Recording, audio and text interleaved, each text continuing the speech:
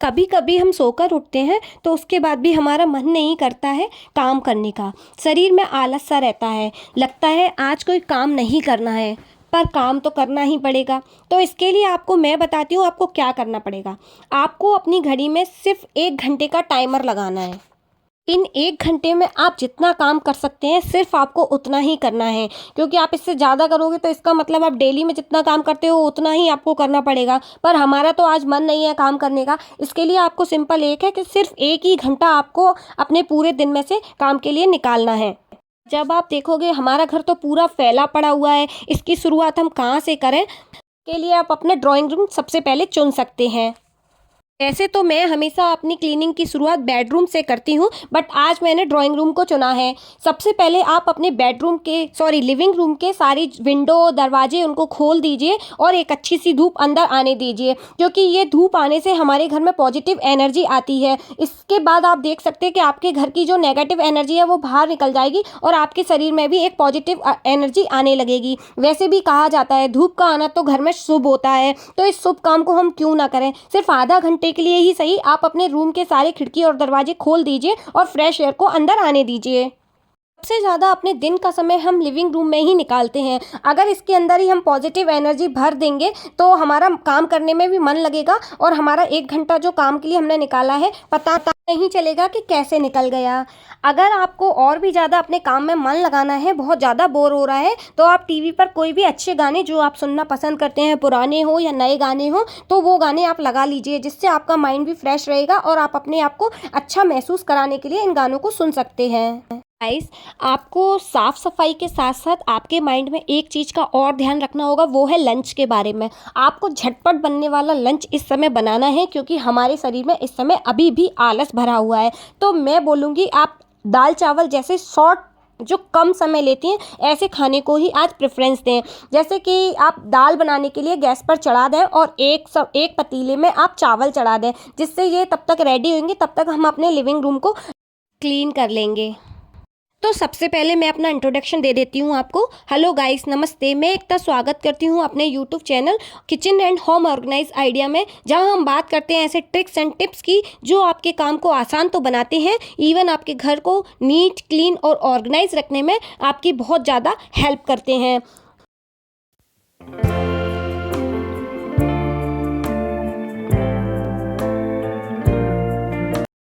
सबसे पहले मैंने अपने सोफ़े के कवर को हटा दिया है और उसको उसी चादर से अच्छी तरीके से डस्टिंग करने के बाद मैं इस कवर को फिर से फिक्स कर दूंगी। ये कोई कवर नहीं है, मैंने मार्केट से नहीं लिया है, मैं ऑलरेडी अपने वीडियो में बता चुकी हूँ। ये एक डबल साइड की फिटेड बेडशीट है जो मेरे सोफ़ा पर काफ़ी अच्छी तरीके से फिट हो जाती है और एक कवर की तरह काम करती है। मेरे पास सिर्फ एक ही बेडशीट है अभी, इसीलिए मैं हमेशा इसी को बिछा देती हूँ और इसके धोने के बाद फिर से बार बार मैं इसको 7 दिन के अंदर धो लेती हूँ, फिर से इसी को लगा देती हूँ और ये देखने में भी बहुत प्यारी लगती है। तो जब आप देख रहे हैं सोफ़ा बिल्कुल पूरी तरीके से क्लीन हो गया, नीचे पड़ी हुई जैकेट्स को मैंने एक साइड रख दिया और मेरी दुआ के सारे, जैसे कि इसको कलरिंग करना बहुत ज़्यादा पसंद है, तो सारे कलर्स मैंने जगह पर लगा दिए और ड्रॉअर में 1-2 सामान ऐसा था जो इधर उधर हो गया था, तो मैं इनको अभी भी एडजस्ट करती रहूँगी। और गाने के साथ साथ सुनते सुनते मैं उसको एंजॉय कर रही थी, थोड़े से अपने स्टेप ऐसी ठुमके भी लगा रही थी, जिससे कि मेरा माइंड बिल्कुल फ्रेश रहे और काम करने में भी मन लगा रहे। अब ये कॉर्नर मेरी दुआ का खेलने का कॉर्नर है, जहाँ पर मैंने उसके सारे टॉयज रखे हैं। तो ऑलरेडी मैंने एक ऐसा बास्केट लगा रखा है जिससे टॉयज को भरने में मुझे बहुत ज़्यादा टाइम नहीं लगता है। तो आप अपने घर पर जगह जगह कुछ ऐसे बास्केट्स या कार्डबोर्ड्स के ऑर्गेनाइजर बना सकते हैं, जिससे आप टॉयज को एक साथ अरेंज करने में आपको बहुत ज़्यादा टाइम नहीं लगे और बहुत जल्दी से झटपट तरीके से ये अरेंज हो जाए और सारा क्लीन हो जाए। अब हम आते हैं लिविंग रूम के दूसरे एरिया में। वैसे तो ये डाइनिंग एरिया है, बट हम इसका यूज़ सिर्फ कपड़े लगाने के स्टैंड और दुआ की पढ़ने के टेबल चेयर को लगाकर ही करते हैं, क्योंकि बच्चे को खेलने के लिए प्रॉपर स्पेस चाहिए। अगर आप पूरा फर्नीचर से अपने घर को भर देंगे तो बच्चा कहाँ खेलेगा, क्योंकि इंडोर बच्चा खेल नहीं सकता, आउटडोर खेल नहीं सकता। अगर आप इंडोर फर्नीचर से भर देंगे तो खेल नहीं सकता, तो आप कहाँ से ही उसके लिए स्पेस निकालोगे। तो मैं बोलूँगी जब तक आपका बच्चा छोटा है तब तक आप अपने घर में फर्नीचर कम रखें, और जो इलेक्ट्रॉनिक आइटम है चार्ज पे लगाना है आप उसको चार्ज पे लगा दें। देखो मेरे रूम की कुछ ऐसी हालत है लिविंग रूम क्लीन करने के बाद। अब हम आते हैं मेरी डॉटर के रूम में, जो बहुत ज़्यादा गंदा तो नहीं है बट बुक्स थोड़ा इधर उधर फैली थी, तो 2 मिनट देकर मैं इसके बुक सेल्फ को भी प्रॉपर तरीके से ऑर्गेनाइज कर दूंगी, जिससे रूम प्रॉपर अच्छे से दिखने लगे। और ये सारा काम हमें सिर्फ ध्यान में रखते हुए करना है कि हमें 1 घंटे के अंदर ही करना है। मैं आज डस्टिंग नहीं कर रही हूँ, सिर्फ पड़े हुए सामान को अरेंज कर रही हूँ जिससे घर क्लीन दिखने लगे। और डस्टिंग मैं डेली करती रहती हूँ, इसलिए मेरा घर बहुत ज़्यादा गंदा नहीं है। अब मैंने सारे बेड को प्रॉपर तरीके से अरेंज करते हुए लगा रही हूँ, जिससे जो भी इसके टॉयज़ वगैरह नीचे गिर गए थे, टैडी वगैरह, उसको वो अच्छे से जमा देंगे तो बेड भी प्रॉपर अच्छा दिखने लगेगा, जैसा कि आप वीडियो में देख रहे हैं।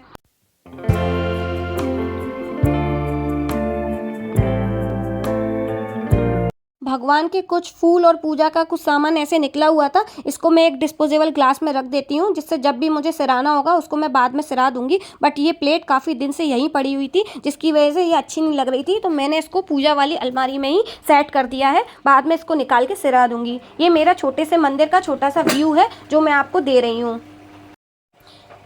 अब आप मेरे रूम का एक ओवरव्यू देख सकते हैं कि ये जितना मुझे क्लीन करना था टाइम के हिसाब से उतना मैंने ऑलरेडी इसको क्लीन कर दिया है। अब इसमें कोई मैस नहीं दिख रहा है। अब आते हैं मेरे बेडरूम में। वैसे तो मेरा बेडरूम साफ़ ही है बट इसमें कपड़े ही कुछ सबसे ज़्यादा फैले हुए हैं, तो मेरे को अभी कपड़े अच्छे से अरेंज करने का टाइम नहीं है। मैं ऑलरेडी आपको बताया है, और नहीं बताया तो मैं शॉर्ट तरीके से बता देती हूँ कि मैं एक लॉन्ड्री बास्केट का यूज़ करती हूँ धुले हुए कपड़ों को रखने के लिए, जिससे जब भी मुझे टाइम मिलेगा मैं इन कपड़ों को तय करके लगा दूँगी। बट मेरा बेड एकदम मैसी और गंदा नहीं दिखेगा अगर मैं इनको ऐसे ही छोड़ दूँगी, तो बहुत क्विकली क्लीन होता है बेडरूम अगर आप अपने रूम में कुछ ऐसी बास्केट लगा देते हैं और धुले हुए कपड़ों को उसमें भर देते हैं। तो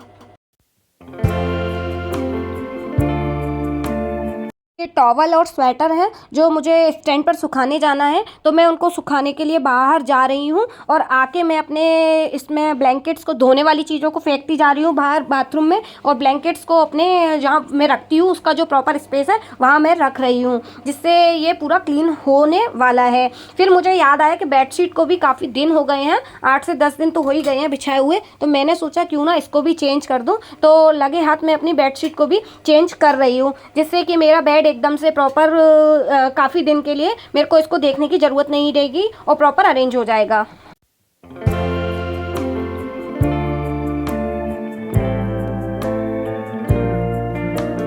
बेड के पीछे थोड़ा सा स्पेस खाली है, यहाँ पर मैंने एक पिलो भर के रख दिया है, क्योंकि मेरी दुआ सोती है तो उसके गिरने का डर रहता है कि कहीं उसमें गिर ना जाए, तो इसलिए पीछे 2 पिलो लगा देते हैं, जिससे गिरने का डर ना टोटली ख़त्म हो जाता है।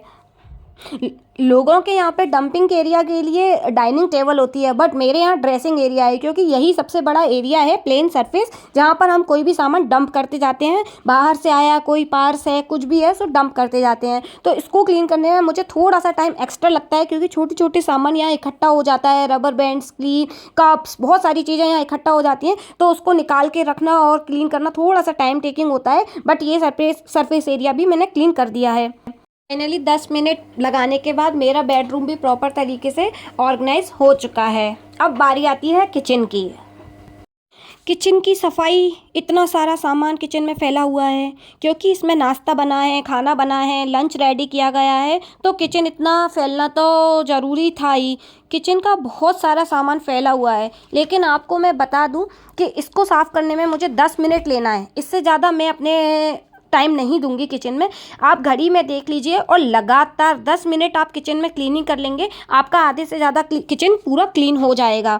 आपको रुकना नहीं है, इसको लगातार अपने किचन को सिर्फ 10 मिनट देते हुए क्लीन करते जाना है। जहाँ जहाँ आपको बड़ा बड़ा सामान दिख रहा है, डब्बे दिख रहे हैं जो आपने बाहर निकाले हैं, उनको आपको जगह पर रखते जाना है। और जो भी सामान आपको, जैसे बर्तन है, कोई भी सामान है, उसको आप जगह पर रखते हुए जाएंगे तो आपका जो काउंटर एरिया है या जो स्लैब है वो धीरे धीरे प्रॉपर तरीके से क्लीन होता जाएगा, और आपको पता भी नहीं चलेगा कि कितना जल्दी मेरा ये क्लीन हो चुका है। और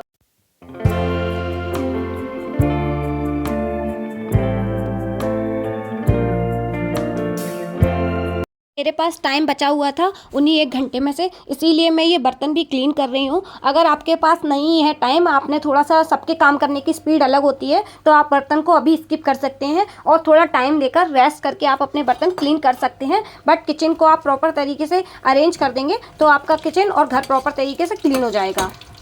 फाइनली लास्ट में आप पूरे घर में वैक्यूम करके या फिर झाड़ू पोंछा लगाकर आप अपने घर की पूरी क्लीनिंग और वाइपिंग कर सकते हैं। लो, पूरे विद इन 1 आवर आप अपने पूरे घर को पूरी अच्छी तरीके से क्लीन कर पाए।